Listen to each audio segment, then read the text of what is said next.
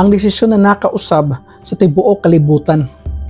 Sa tuig na 1918, World War I, ang sundalong Briton na si Henry Tandy kay nakakita og samaran na German na sundalo dapit sa may kalasangan.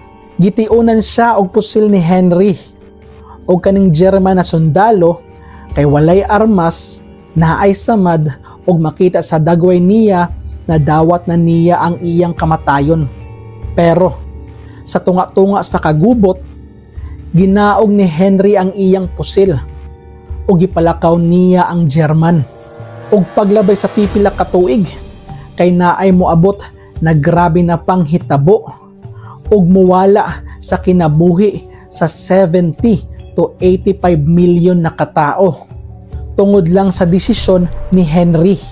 Kay ang pangalan sa gipasaylo niya na German na sundalo si Adolf Hitler, ang tao na nagsugod sa World War II. Ikaw, unsay maingon nimo? Kapalaran ba kini? O dakong sipyat lang? Paki-comment ang imong tubag.